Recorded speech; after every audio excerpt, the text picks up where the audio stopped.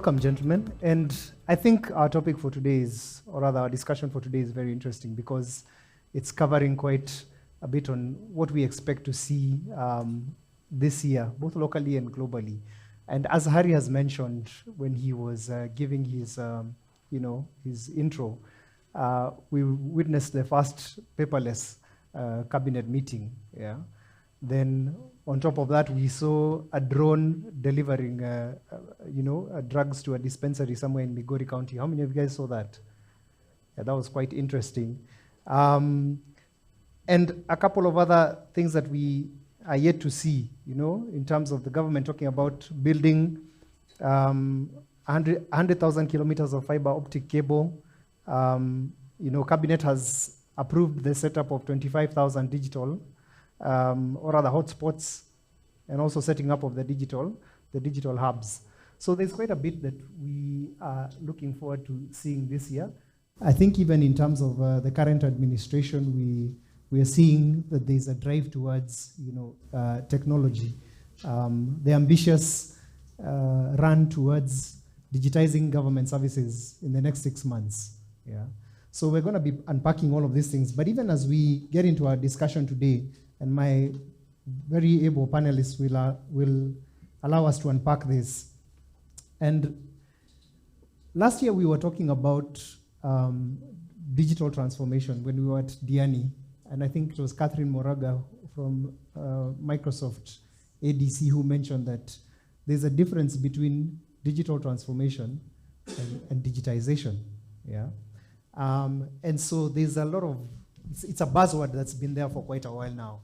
And what I really wanted us to get into, even as we discuss this, is from my panelists, and anyone in the panel can take it up, is what's your understanding of digital transformation? Okay, I think we need ChatGPT for this. It's spoiling us. Now, with every definition, we want to go out and find out what is the right definition for this. Anyway, I don't think I want to really define digital transformation, but I think it's one of those concepts that most of us were not ready for until COVID happened. Until the pandemic happened is when everybody started thinking about actually having digital transformation. It's been a concept on paper. I'm so sure every organization, especially banks, no, I'm not teaching banks, but most banks or most institutions actually have that on paper as a strategy, that you very soon will be able to actually work remotely. We should be able to actually work seamlessly, but it was not a thing anybody was ready for until the pandemic forced everybody to start reducing 5 floors to 1 floor or moving fully remote, right? So it's that kind of a concept. I believe that people are trying to be able to make sure they are able to actually work anywhere, having some sort of accessibility to information, to their data, their systems, without having to, it's an easier way of, it's just moving to, like now it confused me with digitization and digital transformation, but yeah, transforming from the normal kind of working environment or natural way of doing things to a more digitized kind of thing, what's the word? Hey, words have left me today. But anyway, you get my concept, yeah. Let me see if I can make it a little bit easier. Yeah, so you don't want to complicate this. So we have digitization, we have digital transformation. So there's the way we do things currently here. There's the way we can do things to improve efficiency, to reduce cost. If you take the simple example of the cabinet, if you look at photos of the cabinet from last year, each CS would have a pile of papers, yeah, next to him. Now it's just a tablet, a simple tablet. So there's cost reduction, there's a lot of efficiency that comes to that. So it's just moving from what we do to what we can do to improve things. So simplifying tasks, basically. Very simple, simplifying tasks. Yeah, I think Stephen has pretty much simplified it. What I would want to really put out is the concept of digital first. So just besides digitization and the digital transformation, you find that, and especially this is for new organizations setting up and startups specifically, it's that point of your digital first. You're a remote team who's already on cloud, who's already using all these digital technologies. So for many organizations that already had lots of legacy systems, that's where you're going to find a lot of the transformation happening. But I think for new organizations, it's digital first. There's no point starting off, with I'd say legacy platforms and then transforming into a digital environment. In my view, I'd say digital transformation is keeping in step with what is currently happening in the world so that you don't lag behind. If AI is a new thing, you can look at how maybe you can integrate AI into your current operations. Blockchain, the same, yeah. Okay, interesting. I like what you said, keeping in step with what's currently happening in the world so that you're not left behind. And even as an organization, you can remain competitive. So now that you have introduced that to our discussion, what are some of the ways organizations can identify technologies to prioritize, even as we talk about digital transformation? What are some of the things to look out for? We've mentioned some of them, but it also depends on which industry you're operating in and what is relevant for you. So what do you guys think? Steve, you want to go first? Okay, you can go first. Yeah. Okay. Yeah, as you've said, keeping in step. So it also does depend with the industry that you're in, and also looking at maybe what the industry leaders are doing. Mm-hmm. If you're the industry leader, you'll have to foster a lot of innovation, maybe for you to discover things that can make your supply chain more streamlined, make your whole organization maybe release less carbon in line with what your investors are looking into, and such like things. Mm-hmm. Yeah. Okay. I think from my perspective, I'll look at some of the risks that are involved. Yeah. And I think, give a typical example. I think a lot of people didn't even know what a VPN was until COVID happened. Yeah. And then you want to log into your portals, internal portals, and you're like, you need a VPN to install to get into your internal apps that you usually use, your ERPs. That actually I saw an increase. I was doing a research some time back. It was through boredom, where I found an increase in ERPs in Kenya online than the previous years. Yeah. Right? Yeah. I'm comparing it to another research that I did in the past in 2016. So when the pandemic hit, a lot of ERPs were online, and guess what? Majority of them were vulnerable because everybody was rushing to get to the cloud. Everybody was rushing to actually get their details online. And it was so, until now, some of them are still there. These ERPs are having financial records. I'm seeing people's, I saw people, how do you call it? Their pay slips, their P9s, all on the internet. And some of them are not even stored in a way. They're stored in folders called backups. You know, that is zip it. Backup 1, backup 2, backup 3, for all the months and years that went by. So I think trying to understand the level of risk you're exposing when trying to have that digital transformation needs to be taken into consideration. That you don't rush people to go home and work remotely when their laptops are still, how do you call it, vulnerable. You don't have a way of monitoring them. You're sending a support team to go home with their laptops or their machines to work on support systems, yet they're giving it to a group of people who are actually trying to compromise your network. That has happened. It's still happening. There's a syndicate of people, I keep on saying this, of cyber criminals in Kenya who actually recruit very young people in organizations and use them to be able to infiltrate systems, right? If you are a support engineer, most of them will have low privilege access, but there are too many tools that can actually give you admin privileges on those systems. So they're using these people, log into them, especially banks and circles, where you give engineers access to such things. They are doing that. So understanding the risks, the kind of threats that you actually face and how vulnerable you are should be the determinant of how you move to actually activate your digital transformation strategy. Yeah. So understanding the risks and knowing, because I know Harry mentioned he's waiting for the day when he can talk to his fridge on his way home or talk to his coffee maker to make him some coffee.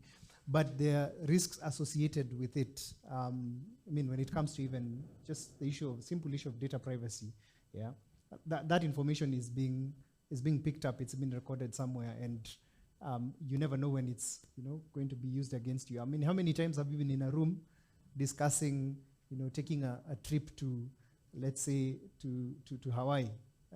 Okay, maybe not Hawaii, Australia.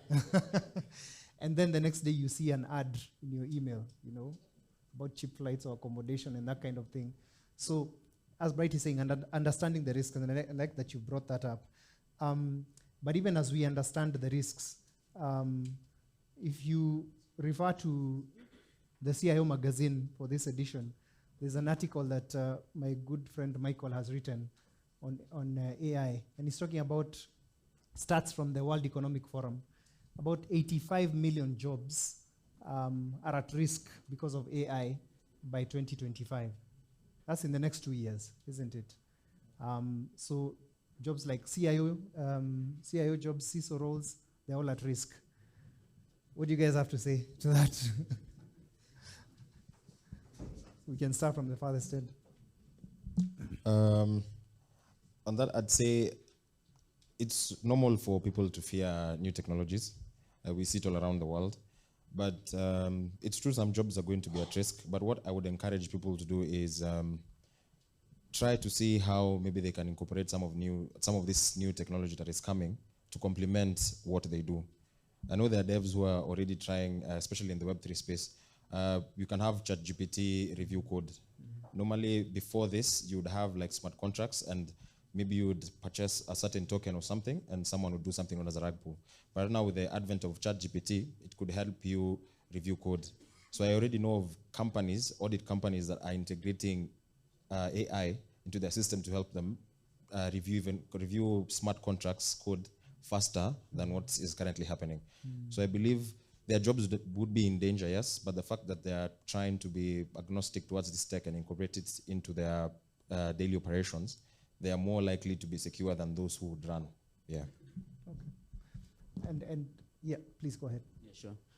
And I think also, just besides that, looking at the jobs that would be at risk, it would also make sense to look at the value, that would be able to unlock with, say, as he's saying, for instance, incorporating ChatGPT into not just even the development process, but more into the entire organization.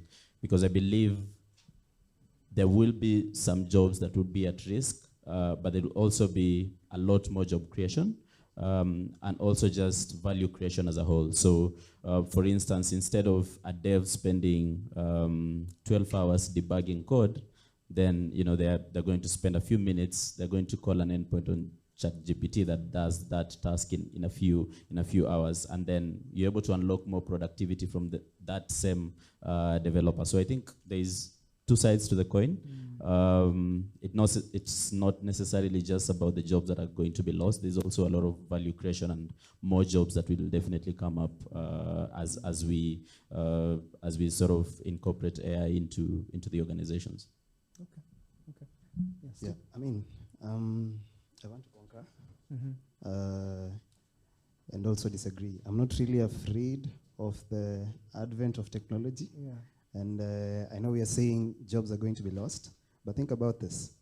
Last year, Jamhuri, on 11th, the president brought the big techs, Visa, Microsoft, in KICC. And the idea was, let's introduce technology, which is what we are seeing even with the CS, the cabinet meeting. So the thing would be, if Bright gets something, a software that can help him to do a task much faster, then it's an opportunity for him to actually go out there and speak to Carol and get a new job, and maybe even employ more people. So there is an opportunity for growth. And I think Kenyans, given that we have a lot of unemployment in Kenya, it's also a tool for creating employment for the youth. And if you think about the virtual working, it's also a space that we need to get into. So on an overall, if you look at it from an ecosystem point of view, it is an opportunity for growth and not really a very big risk. There are risks from the cybersecurity point of view, but there are more opportunities than disadvantages, I think. Okay. But the world is changing. If you look at where we used to be about 4 or 5 years ago, it's not the same thing that we have right now. Everybody's changing the way they actually implement systems. We are seeing people coming up a lot of neo-banking. I mean, HISA app makes it very easy for you to trade. I used to fear that whole part of trading. Where am I putting my money to trade somewhere? And then I one day joined your Twitter space. And then I'm just there like, oh, this is actually easier than I expected, right? I mean, so there's always that change that's going to come, and we need to be able to adjust to it. A few years ago, the team I was with when I was at Dimension Data, we built a threat intelligence center. We had to hire 5 people to be able to do monitoring. Then later, we came across what we call security orchestration and automation response tool, a SOA. That thing is able to actually reduce incident responses of maybe 10,000 alerts to 1,000. In that case, you see, the human being or level 1 support engineer who's supposed to actually crunch down those numbers will spend a whole day doing that and nothing else. But for the fact that an AI machine learning tool was able to reduce that 10,000 to 1 to 1,000, saying, these are the similarities that I've seen, these ones are real, these ones are fake, that has now made the person more efficient. And that engineer actually, the level 1 engineers actually now become more efficient in being able to identify specific threats. So I don't think, and also so the human intervention will still be needed. And I think as much as people think AI can take over the world, we will still need some sort of human intervention to be able to do certain things. It can't completely replace a CIO's decision making in certain things that they have to do, and even some sort of communication. Why stop laughing? I know you're looking at me that way. Anyway, so I think that there's going to be a balance, but we need to start adapting to the new technologies because, again, in the next few years, things will be different. We're having a joke sometime back in one of the WhatsApp groups of how engineers usually, when they come, software developer applying for a job, you know how you give them tests to do, and then they do whatever, a coding job. We copied the same problem into ChatGPT, and it was able to do it in less than a minute. Same thing, but if you look at the logic of that code, you can see somebody who is a very good software engineer will see a different aspect of it, a much better way of writing. So again, AI was able to do something faster, but there will still be somebody who needs to integrate and piece a lot of things together, which I still don't believe AI would completely take over. It is, but we need to adapt. Interesting. If you were to ask Michael, it's a debatable issue, I'm sure. But what I'm practically hearing from you guys is, number one, value creation. You know, let's not just look at the negative side, but look at the value that is being added. The second thing is, as CIOs, are we staying at the forefront of technology? Are we being able to understand this technology, how machine learning works, how blockchain works, so that when these opportunities come, we're able to grab them and help them to use them to help make our work easier. And even as we're talking about value creation, there's an aspect of the big animal, return on investment. You know, most of us here are CIOs, CISOs, and you want to go and pitch this new technology to your board or to your exco. And all they want to know, they don't want you to begin with a slide that talks about the technology. They just want to know, so what's the strategy? How is this coming into the strategy? What's the return on investment?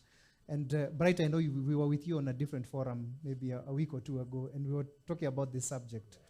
But what's your thought on it, especially now that we're talking about technology that's still, you know, evolving, and we're just trying to grasp it and understand it? When you're before your exco, what do you tell them?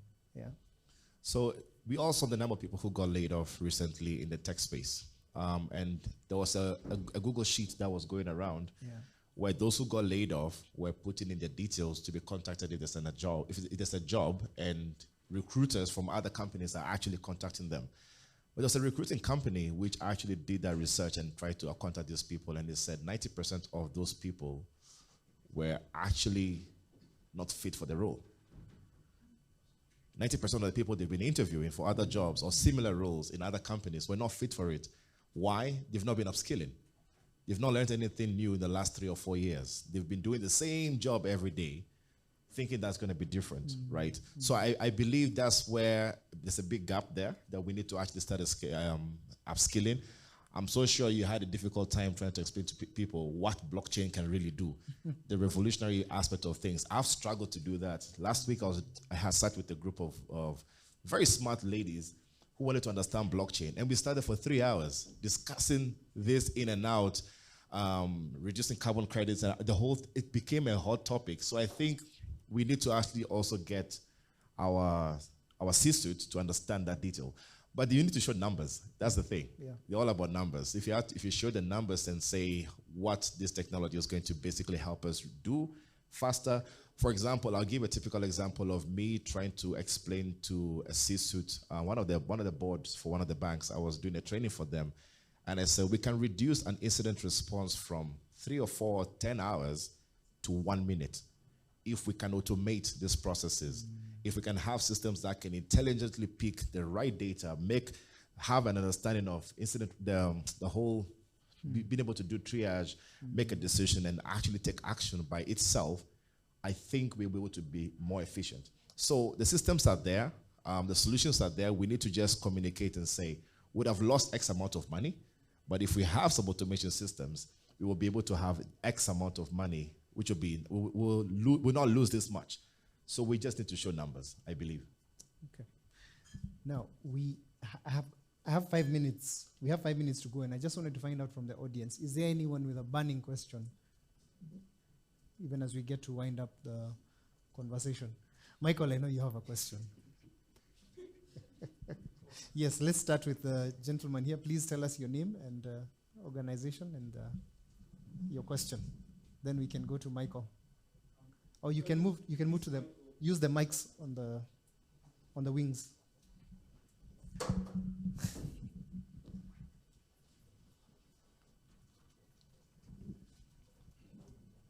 Morning, everyone. Morning. My name is Paul Makolaka from Africa Blockchain Youth Ambassadors. Now, you mentioned something about the numbers.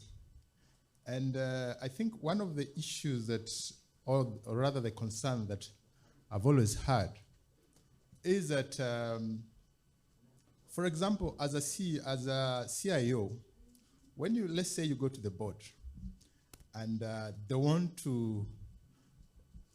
to see, especially the financial numbers, how what you're proposing will translate into, benefits for the organization.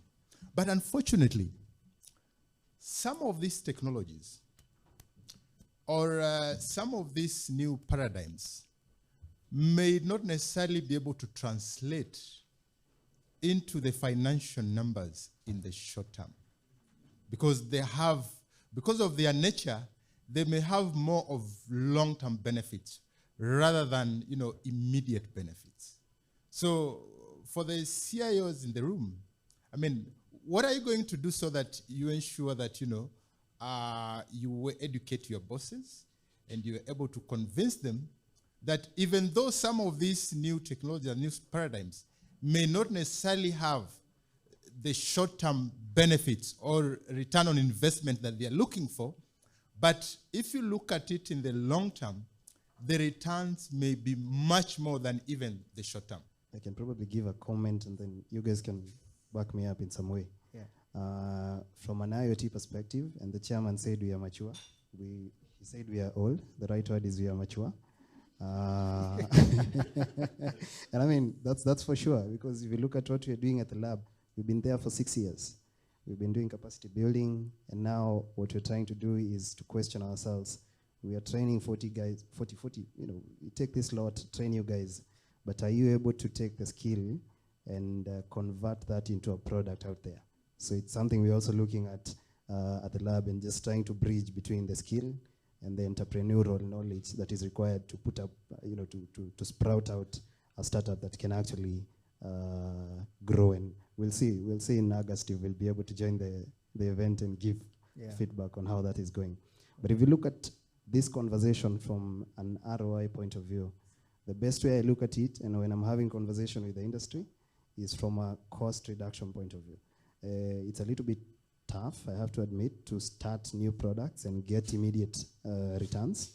But if you look at Nairobi Water, for example, if you look at their last report last year, they're doing 40% non-revenue water. So you've produced 100% water, but 40 is lost between you and the consumer.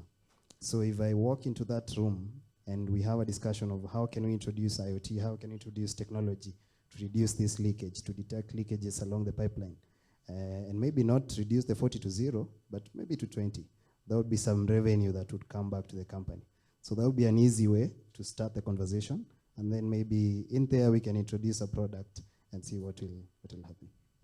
All right. I really like that example you gave, and just to chime on that, use cases, practical use cases that actually fit the particular industry is what they will understand. If you're talking about blockchain, for example, you're talking to the Ministry of Lands.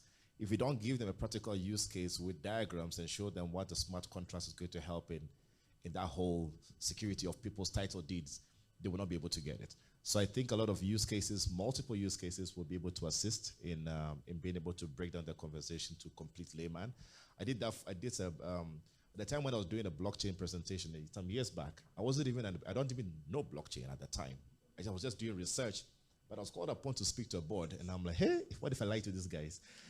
There's a very high chance I was going to lie to them. Why? Because I had never interacted with a smart contract. I had never interacted with a code, for a blockchain code. I had never. I Googled and did a whole lot of research for like a month before I was able to present, and I'm like, I need to get into this space, you know?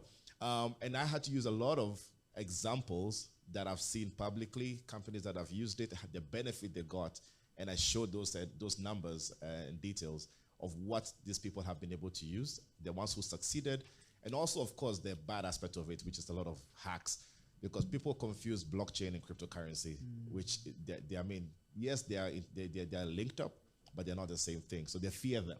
You know, the moment you say blockchain, they're like, we don't want to get into it because of what? Bitcoin. Yeah. So I think just use practical use cases, like he said, is what's going to really help us in the education of that. All right. Okay. I don't know if I can throw in something. As we wind up, please, because I know I'm going to be kicked off stage anytime now. But 2 minutes, and I'd like everyone to just give a parting shot on this. In terms of regulation, what do you think can be done to ease the process of digital transformation? And just give you 30 seconds each, just from the far end coming this way.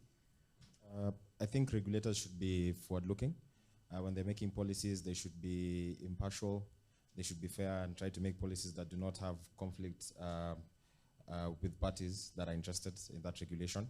And with that, I think we can have a lot of forward-moving industries and people and it will actually foster a lot of innovation. Yeah.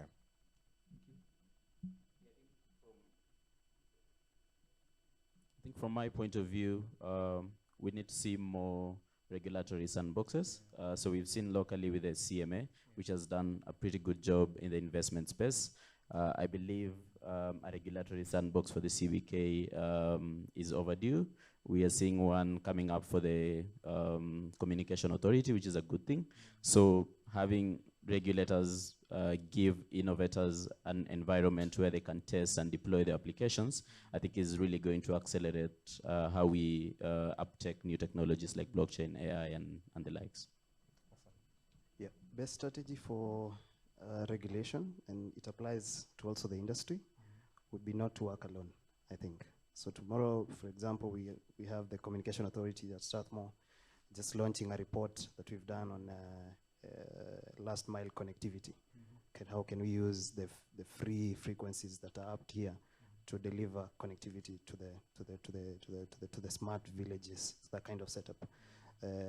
So you'd imagine, instead of setting up your own R&D that would look at this at maybe a budget of 10M, would it make sense to sponsor or to work with Kenyatta University, for example, and just task them to research on this topic for 1 million? Yeah. Then based on those results, we can decide on what would be the next thing, which is an easier conversation even with the board, compared to doing your own kind of, it's not inventing the wheel. There are already resources out here, let's make use of them. So collaboration rather than isolation, working in isolation. Okay. Typically, I think all my fellow panelists have said everything. That we just need regulators to be more inclusive, be able to actually accept the industry to show exactly what they have and be able to be open. So that openness is what is needed. Awesome. Thank you. Guys, please give a hand to my panel. Thank you, gentlemen, for the discussion. And yeah, let's continue.